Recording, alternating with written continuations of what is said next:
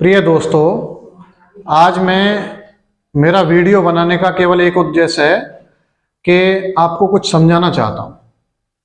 एक ऐसी घटना मैं आपको बताऊंगा आज कि अगर आपके घर में आपके छोटे भाई बहन हैं या आपके बच्चे हैं, अगर आने वाले समय में आपने अपने बच्चों के साथ अगर समय व्यतीत नहीं किया और अगर उनको समय नहीं दिया, तो हो सकता है ये जितना भी सोशल मीडिया चल रहा है आजकल, इस पे बच्चे मोबाइल चलाते हैं या लैपटॉप चलाते हैं, तो उसका थोड़ा आपको ख्याल रखना पड़ेगा।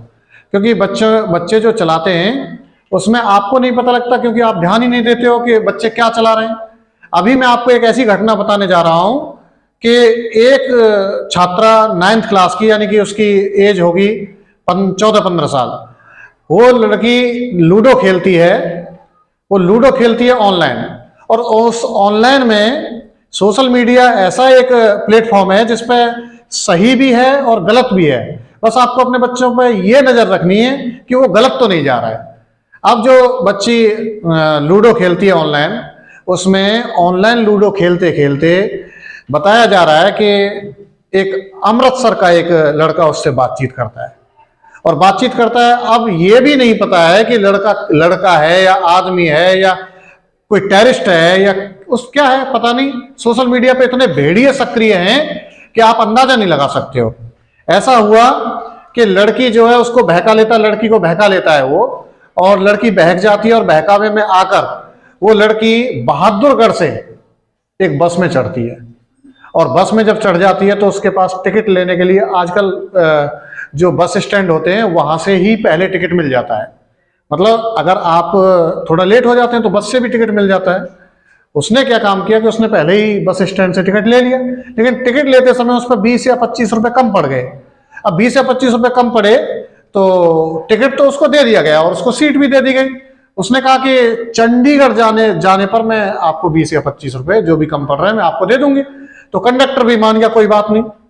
अब उस लड़की को उस बस में चढ़ गया जब, तो बस स्टैंड पे जिसने भी टिकट दी उसको, तो उसने कंडक्टर से बोला कि मुझे थोड़ा लग रहा है आप इससे 20-25 रुपए जो कम पड़ रहे हैं वो ले लेना, लेकिन इसका थोड़ा ध्यान रखना। उन्होंने क्या काम किया, उसको लड़की को एक सीट दी। सीट पर 70-75 साल के एक बुजुर्ग आदमी बैठे हुए थे, उन्हीं के पास उस लड़की को बिठा दिया। जब उस लड़की को वहां बिठा दिया तो 3-4 घंटे, बहादुरगढ़ से चंडीगढ़ पहुंचने में जो भी समय लगा, तो जो बुजुर्ग आदमी थे वो उस लड़की के स्टैंड से पहले ही उतर गए। पहले उतरना था उनको थोड़ा, तो वो भी कंडक्टर से बोल गए कि भाई ये लड़की मुझे थोड़ी परेशान लग रही है, तो आप इसका थोड़ा ख्याल रखना। तो कंडक्टर ने क्या काम किया, हालांकि इस तरह के लोग या इस तरह के कंडक्टर या ड्राइवर भी बहुत कम मिलेंगे आपको, लेकिन जो भी हैं उनको भी मेरा सल्यूट है कि सबको अपनी इसी प्रकार से जो भी जिम्मेदारी मिली है उसके साथ साथ थोड़ा सा ये भी देख लेना चाहिए कि कोई परेशानी तो नहीं है किसी को। तो उस कंडक्टर ने उस बच्ची को अपने पास बुलाया, उससे जानकारी ली, उससे पूछा, लेकिन लड़की कुछ भी नहीं बताई। लेकिन जब उसने प्रेशर डाला कि बेटा हम आपको तभी जाने देंगे अगर आप हमारी किसी से बात करवाओगे, या जब ज्यादा प्रेशर पड़ा उस लड़की पे तो उसने जिसके पास जाना था उसका नंबर दिया। जब उससे बात की कंडक्टर ने तो उसने बताया कि मैं तो इस लड़की को जानता ही नहीं हूं। अब जब उसने बताया कि मैं तो इस लड़की को जानता नहीं हूं, अब लड़की से उसने पूछा बेटा ये तो आपको जानता ही नहीं है। तो उसने थोड़ा प्रेशर डाल के फिर से पूछा कि आप इस लड़की को जानते हो, इसके पास पैसे नहीं है, आपने इसको कहाँ बुलाया। तो लड़की बहादुरगढ़ से चंडीगढ़ तक तो पहुंच गया, उसके पास ना पैसा है खाने का ना जाने का। तो लड़की बोल रही थी ना मेरे पास पैसा है। तो उसमें क्या हुआ कि उसने बिल्कुल मना कर दिया कि हम नहीं जानते इस लड़की को।